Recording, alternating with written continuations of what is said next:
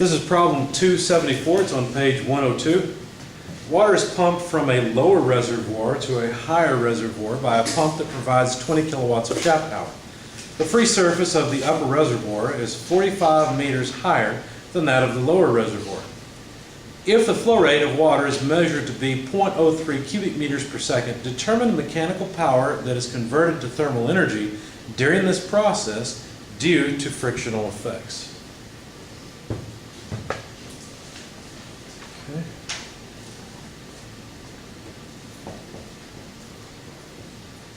So let me copy the drawing here. Here's the upper reservoir. Here's the dam or whatever it is that separates the upper and lower reservoirs. I need a little more space than that. And just generically, we're going to represent the pump as a paddle wheel or a fan, it doesn't really matter. So there's the pump. And here's the lower reservoir. We were told that the elevation difference is 45 meters. And there's the lower part of those two things. We know that the shaft power coming in is 20 kilowatts. Now let me ask you a question. Is 20 kilowatts a lot or not? You probably don't have a feel for this. I'll give you a for instance. I've told you guys about the house I bought and how that it came with a electric resistance heater instead of the heat pump. Well, I found that out the hard way, and when I took out the electric resistance units, each heater was rated at 5 kilowatts. And there were 3 of them there, so it was a total of, or was it more? Anyway, 15 kilowatts sticks in my head as the heater. Now, if I were to run the heater all the time, I would have been paying a whole lot of money for electricity. Fortunately, it only came on periodically, and it was still expensive. Now, when I looked into it, it seemed that the 15 kilowatts that each one of those heaters was drawing was, in fact, I think there were 3 heaters, each one at 15 kilowatts, if I remember right. The amount of energy each one was drawing was about 3 times or more what a house would draw, just normal load lights, things like that. So I've always had in the back of my mind that 4 or 5 kilowatts is probably a higher load for a house, but about right. So this is about 4 or 5 houses worth, basically. So it's not huge, but on the other hand, you don't want to pay that electric bill. Okay. All right. So let's define the system. Be this system.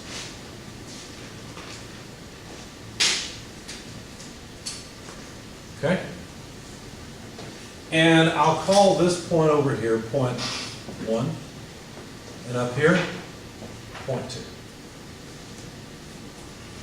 Now we know that the flow rate is 0.03 meters cubed per second. And of course we have mass entering and leaving this control volume.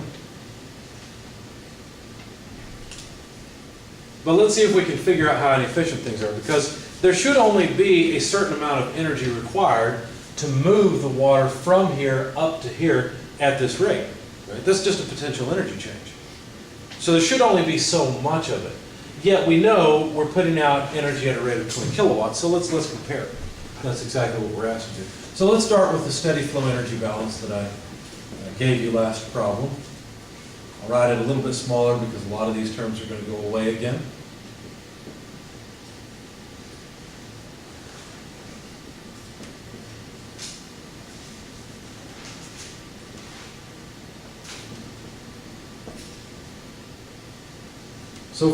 So this far in the problem solution, we've just got the left-hand side where we've got all the deposits and withdrawals of energy. Of course, now we're talking about the rate at which they're deposited and withdrawn. And I'm going to give you a slightly different form. This is more like what your author has. He's got this. Now, I know it's a differential thing. It looks like calculus. Don't panic. It's okay.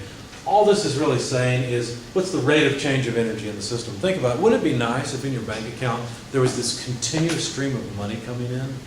That'd be really nice, right? It seems to be the other way around. There's a continuous stream of money going out, right? But if there was a continuous flows of cash in and out of your bank account, then you could talk about the rate at which your bank account was changing, right? It might be going up, it might be going down, it might be staying the same, right? It might be a steady state. In fact, this is really where our bank accounts run most of the time. Most of us, if you just consider your bank account, pretty much stays at steady state, right? And if it was to go down too far, eventually you wouldn't have a bank account. If it goes up too high, well, then you're not putting enough of your money into investments, right? You want your money to grow. So most of us, in reality, have a system in our bank account a lot like this, where essentially the rate of change of the money in the bank account is zero. Well, the idea here is that the rate of change of energy in the system is zero. In other words, the amount of energy in the system is remaining constant. It's not changing with respect to time. Okay? So that's the energy balance we're going to use. Now, consider with me, do you think there's any significant heat flows we should consider here? No, I don't see any interesting heat flows. Let's get rid of those. How about work flowing in? Any work flowing in? Sure, yeah, that's the pump power, right? How about power flowing out? No, no power flowing out before work. How about energy of mass entering the system? Well, where does mass enter the system? I'm going to take it to be here. Now, I realize it could enter anywhere, but I want to talk about the elevation difference, so I'll have to take those points. Right? And of course, mass leaves here. Okay. So I can't cross off either one of these because both of them will have energy. So if I were to write down what's left, oh, I have to be a little bit careful here. Let me back up.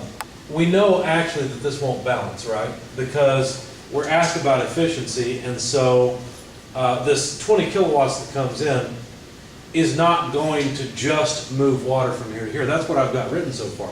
What I have at this point is that the power comes in and changes the energy of the mass.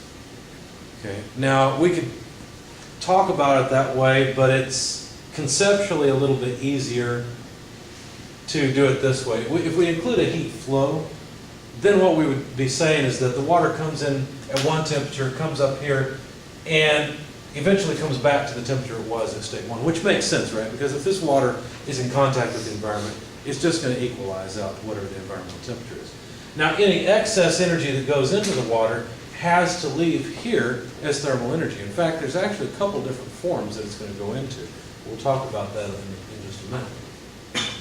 So the easiest way to do this is to include a Q out, where we realize really what we're saying is that the mass is going to leave with more thermal energy, but we're going to put it in over here just to make it easy. Does that make sense? So we're basically assuming that all the energy that's wasted, that does not just raise the water, ultimately ends up as heat flowing out of the water. Does that make sense? Any questions on that? So we've got to include that somewhere because we know there's going to be inefficiency. Okay, so let's see what we've got. So we've got power flow rate in less heat flow rate out, plus, let me expand this term, the mass flow rate, it's flowing into and out of the system, times the specific energy. And I'm going to write the specific energy a slightly different way, and I've got a reason for doing this. So let me just write it down. It's going to be P1, the pressure at state 1, divided by the density, plus V1 squared over 2, plus GZ1. And I need to break the line, I apologize, minus P2 over rho less V2 squared over 2 less GZ2. Let's talk about, don't worry about this yet, let's talk about what's going on here. First of all, is there a change in elevation? Well, of course. There's a change of 45 meters, so I can't actually get rid of this. Is there a change in velocity? Well, you could argue this a couple different ways. We've already accounted for it, but basically what happens is there's going to be water that's sitting still here, and because of the action of this pump, it's going to be sucked in. Now, eventually, the water that's up here, yes, it will have some velocity because it's being pushed out, but eventually, frictional effects in the water are going to take over, and the water will eventually get to a point at the surface where it's not moving, right? So, basically, all of this kinetic energy change from here to here will be zero because the water will begin with no velocity and end with no velocity. Now, where did all of it go? Because as you spit this water out, it's going to have significant kinetic energy. Well, it goes into heat, and that's why we left this term in. Does that make sense? That way, we can cross these two off. Okay? And say, yeah, there's ultimately no change in the kinetic energy of the water. Okay? It's probably be conceptually a little easier if that point two was like right on the other side of the pump. Yeah, sure, but then you've got to talk about the kinetic energy it has, Then it would. and the fact that now there's this change in pressure. Okay? So we could do that. How many of you have had 313? Anybody already been through it? Any people in it right now? Is that the second fluid power? Second fluid power, yeah, okay. Well, in 313, the reason I wrote this is because you're going to see it this way if you haven't already. This is basically part of Bernoulli's equation, where you talk about elevation head, dynamic head, and pressure head. Okay, the reason I wrote it this way is because this is another way of talking about essentially the flow energy of the stream. Okay? And so you talk about this and concentrate on this quite a bit in 313. And so I wrote it this way as a nod to that class. But if point one is at the surface of these two, that's one of the reasons for placing them there, I can cross off these two terms as well and not have to worry about the flow energy. Okay? So now the only thing I've got, the only energy change that I really want to consider is the elevation change, the potential energy change. And all the other stuff gets thrown into this waste, which actually makes sense. What is that set equal to? Let's whole see. numbers. You know what? I'm sorry. It's equal to 0, Oh, because that right-hand side is 0. And then up there it says it's V1 squared and Z1. This is V1 squared over 2 plus GZ1, and this is V2 squared over 2 minus GZ2. So this is just the amount of energy per unit mass due to the elevation, the potential energy that this water has when it reaches point 2. Does that make sense? And this is the specific kinetic energy. By the way, these equations up here are the way you account for the amount of energy in the mass. That's one nice thing your author has at the back of this chapter. Go to page 97, and the equation is not numbered, but he has a lowercase e mechanical equals, and then you'll see exactly what I've got up here. Okay? Now, this is okay, but in this class we talk about thermal energy so much, I really don't want you to concentrate on that, because ultimately we're going to include an internal energy term as well, and usually that'll be significant. But in this case, this is more of a 313 problem than it is a problem for this class. And the only part of the enthalpy that we're interested in is the flow energy part. Okay? Any other questions? This is a good discussion. What do you have written before that first parenthesis? The plus and then turn? This is an M dot. Okay, yeah. Okay. That's the mass flow rate. Yeah. Yep. Good question. Anything else? Looked like IN, so. IN, yeah, okay, here. I'm trying to keep that plus away from the T. Yeah. Okay, speaking of the M dot, what could we do with that? Well, the mass flow rate we could write as density times volumetric flow rate. And the reason for doing that is, of course, because we've got the volumetric flow rate. So plugging this in for the mass flow rate, what do we get? Well, I'm going to solve for Q dot out.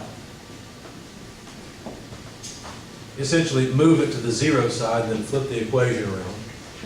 I'll be left with the power flow rate in, and then this mess, but fortunately it's pretty easy, so it's plus rho V dot G, we'd have Z1 less Z2. Okay? See how that comes together? where did the negative go? Where'd the negative go? This negative took the Q dot to the other side, flip the whole equation around. I shouldn't do that, but I don't know any other way to do it. It's always confusing.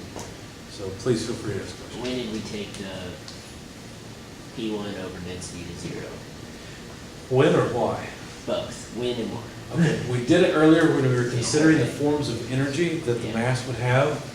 And since I selected this point, which is at the surface of the water, it's gonna be at atmospheric pressure. Same thing over here. Since those two were equal, I shouldn't say it's zero, that's really not correct, But they'll cancel. but they'll cancel. Yes. Good question. Anything else?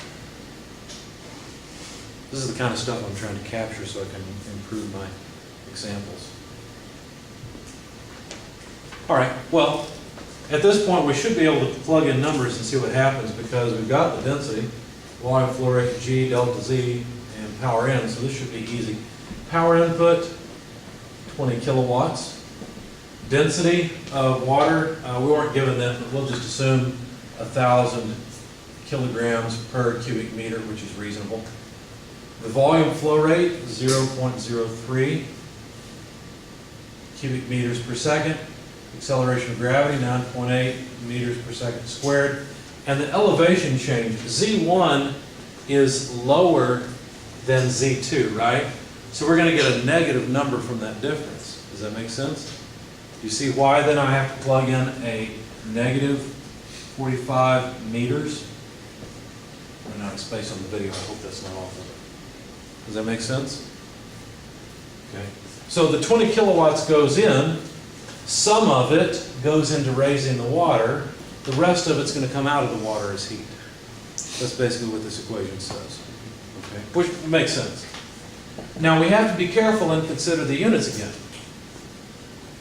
Let me pull off the, can I erase this stuff up here? Is that okay? All right.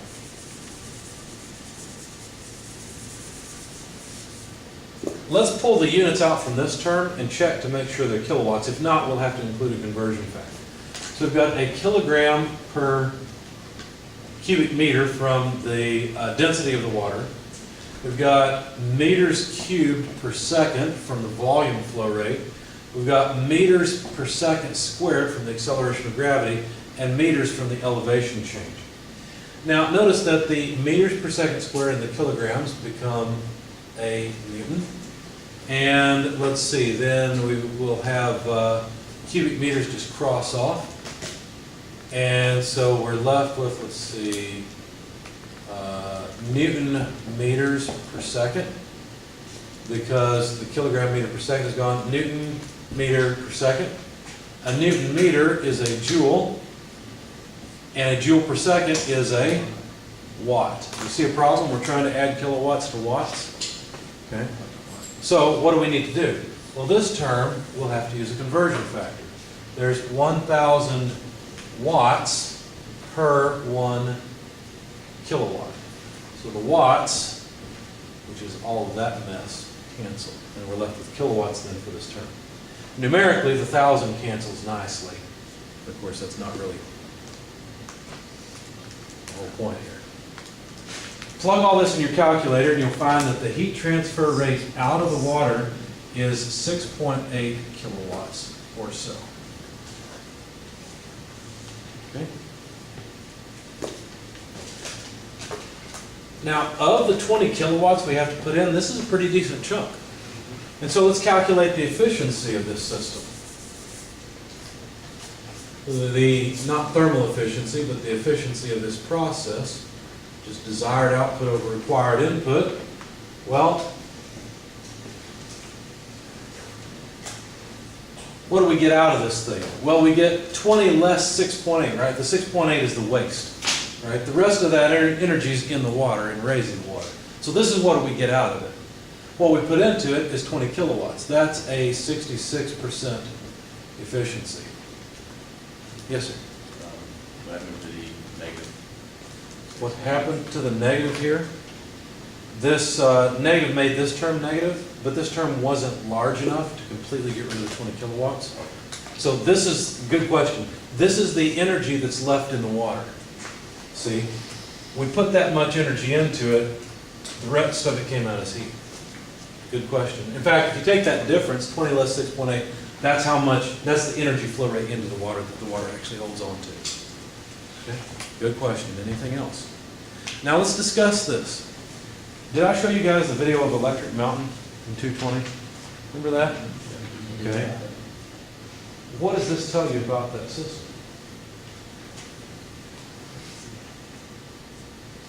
What was Electric Mountain? Electric Mountain was the mine in somewhere in the UK, I think.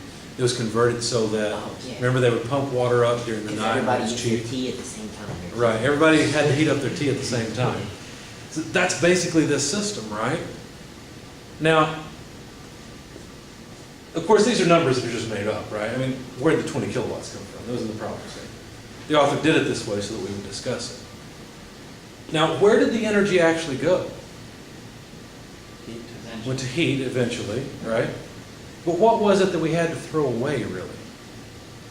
We had to throw away something. We had to throw away kinetic energy. Remember that? Because the water coming out of here has significant kinetic energy, and it has to go through friction here, basically, the viscosity of the water, to get rid of it. So let's say you're designing electric mountain. Do you want this efficiency or you want something better? You want something better, right? It's not actually that impressive of an efficiency. How could you make it better? Reduce the velocities, right? Because it doesn't matter how long it takes to get back up there. Exactly. It doesn't Yeah. actually matter how long it takes to get back up there. You're doing this overnight. And remember in Electric Mountain, remember the valves they had and the piping they had that were just huge? This is why. It's so that the system can be efficient. You want large diameters for a couple of reasons. First of all, it reduces the kinetic energy loss. And that can be huge because the kinetic energy goes as the square of the velocity. The other thing it does is that ultimately it reduces the frictional losses, right? Because a bigger pipe, there's less friction loss. That's also a form of inefficiency that it avoids, okay? I like electric mounting. I think it's pretty cool. I think that's a neat thing to do. But you have to know what you're doing to do it right. And apparently they did. So it's pretty impressive. Questions, comments? All right.